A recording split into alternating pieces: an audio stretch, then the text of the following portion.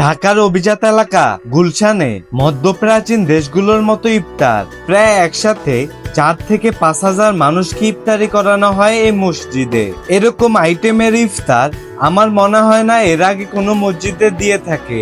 আজকের এই ভিডিওতে দেখতে পারবেন এই মসজিদটি কোথায় অবস্থিত, মসজিদের নাম কি, আর কিভাবেই বা যাবেন এই মসজিদে, এভরিথিং সবকিছু। তো এখনো যারা এই ফেসবুক পেজ এবং ইউটিউব চ্যানেলটি সাবস্ক্রাইব করেননি অবশ্যই সাবস্ক্রাইব করে দিবেন। তো চলুন আজকের এই ভিডিওটি শুরু করা যাক।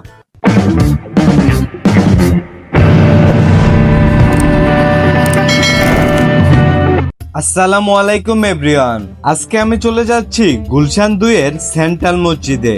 এই মসজিদটি মূলত আজাদ মসজিদ নামে পরিচিত। আপনারা যদি এই দৃষ্টিনন্দন মসজিদে আসতে চান তাহলে সর্বপ্রথম বাংলাদেশের যে কোনো জায়গা থেকে চলে আসবেন গুলশান 2 এ। গুলশান 2 এর গোল চত্বর থেকে সর্বোচ্চ 5 মিনিটের দূরত্ব। যে কাউকে আজাদ মসজিদ বললেই আপনাদেরকে দেখিয়ে দিবে। এই মসজিদটির ডিজাইনে নান্দনিক এবং আধুনিকতার ছোঁয়া রয়েছে। এই মসজিদটি যতটাই সুন্দর এর ভিতরে রয়েছে সকল আধুনিক সুযোগ সুবিধা। নেক্সটে আমি এই মসজিদ নিয়ে ডিটেলসে একটি লং ভিডিও নিয়ে আসব। রোজাদারদের ইফতারি করানোর জন্য জোহরের নামাজের পর থেকেই মসজিদের দায়িত্বপ্রাপ্ত ভলেন্টিয়ারদের ব্যস্ততা শুরু হয়। এই মসজিদে রোজাদারদের ইফতারি করানোর জন্য 4টি আলাদা আলাদা স্থান রয়েছে। সর্বপ্রথম প্রতিটা স্থানে ভলেন্টিয়াররা পানি সুন্দর করে সাজিয়ে রাখে। এরপরে আস্তে আস্তে আসরের নামাজের পর থেকে প্রতিটা স্থানে 6 জন করে গোলাকৃতি করে বসা হয়। এই মসজিদে পানির পাশাপাশি শরবতেরও ব্যবস্থা রয়েছে, তবে শরবত আনার জন্য আপনাকে সিরিয়ালে দাঁড়িয়ে শরবত নিয়ে আসতে হবে।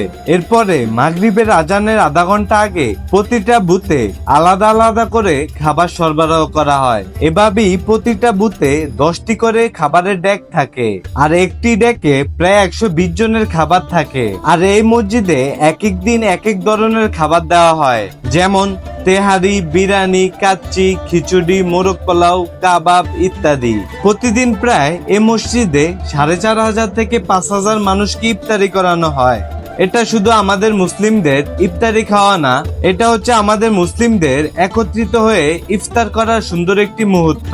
আর আমি যেদিন ভিডিও করতে গিয়েছিলাম ওই দিন ইফতারির আইটেম হিসাবে ছিল বিরিয়ানি, খেজুর, পানি, শরবত। আমি ধন্যবাদ জানাই মসজিদ কমিটিকে প্রতিদিন এত সুন্দর করে এত মানুষকে ইফতারি করানোর জন্য।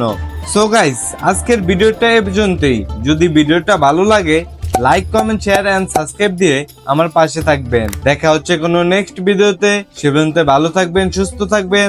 আল্লাহ হাফেজ।